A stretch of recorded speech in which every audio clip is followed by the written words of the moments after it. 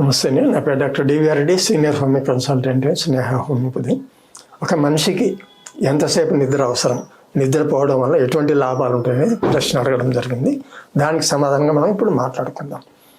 మనిషికి నిద్ర, ఆహారము ఎలా అవసరమో నిద్ర కూడా అంతే అవసరం. ఎందుకంటే నిద్ర పోకపోవడం వలన చాలా సమస్యలు వస్తాయి. ఒకటి, డైజెషన్ కరెక్ట్గా ఉండదు. రెండోది, ఉదయం లేచిన తర్వాత అలసట అనేది ఉంటుంది. మూడోది వచ్చేసి మంచి హార్మోన్స్ రిలీజ్ కావు. స్ట్రెస్ హార్మోన్స్, బ్యాడ్ హార్మోన్స్ ఎక్కువ రిలీజ్ అయిపోతాయి, అవసరమైనవి తక్కువ రిలీజ్ అవుతుంటాయి. సో మనకు ఆహారము, ఎక్సర్సైజ్ ఇవన్నీ అలవాట్లు ఎట్లా అవసరమో మంచి నిద్రపోవడం కూడా మంచి అలవాటుగా పెట్టుకోవాలి. నిద్రపోయే టైంలో ఎటువంటి ఆలోచనలు పెట్టుకోకూడదు. అంటే తర్వాత టీవీ చూడడం, ఫోన్లు మాట్లాడడం ఈ రోజులలో ఇంకా ఎక్కువైపోయింది అన్నమాట. ఇది ఎందుకంటే ఇవన్నీ వచ్చి మంచి నిద్రను, క్వాలిటీ స్లీప్ని డిస్టర్బ్ చేస్తున్నాయి. ఫోన్లో ఏదో ఒకటి మాట్లాడడం, దానివల్ల వీళ్ళు అది రిసీవ్ చేసుకోవడం, నెగిటివ్ థాట్స్ ఎక్కువైపోతున్నాయి. దీనివల్ల కూడా క్వాలిటీ ఆఫ్ స్లీప్ తగ్గిపోతుంది. సో మంచి నిద్ర ఎవరికైతే లేదో వాళ్ళు చేయాల్సిన ముఖ్యమైన పని ఏంటంటే 1 గంట ముందు వరకు టీవీ చూడకుండా ఉండడం, తిన్న తర్వాత ఒక 10 నిమిషాలు నడవడం, దాని తర్వాత పడుకోవడం చేయాలి.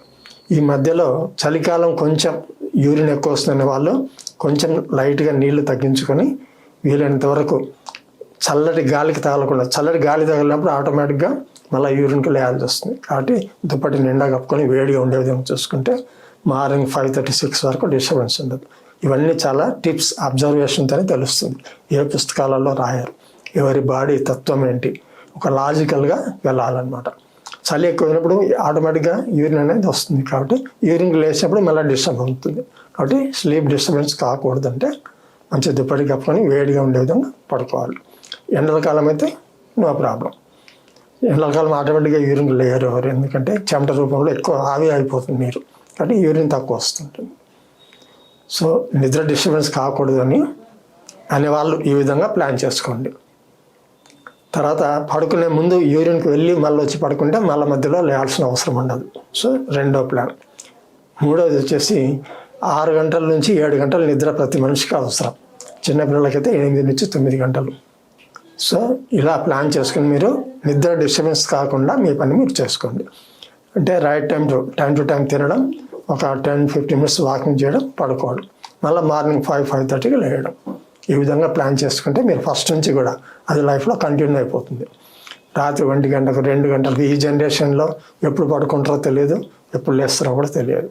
సో దీనివల్ల మనకు హెల్త్ అనేది దెబ్బతింటుంది. మెయిన్ చక్కగా నిద్ర లేకపోవడం వల్ల వచ్చే మెయిన్ ప్రాబ్లం ఏంటంటే ఇమ్యూనిటీ లెవెల్స్ తగ్గిపోతాయి. ఎందుకంటే హార్మోన్స్ అనేవి కరెక్ట్గా ఒక ఫ్లోలోగా ఉండడం, అవసరమైనవి తక్కువ, అనవసరమైనవి ఎక్కువ. దీనివల్ల బ్యాలెన్స్ అనేది తగ్గిపోతుంటుంది. నిద్ర వల్ల ఇన్ని లాభాలు ఉన్నాయి. కాబట్టి ఎటువంటి పరిస్థితుల్లో నిద్రకు డిస్టర్బెన్స్ కాకుండా చూడాలి మీరు. నమస్తే.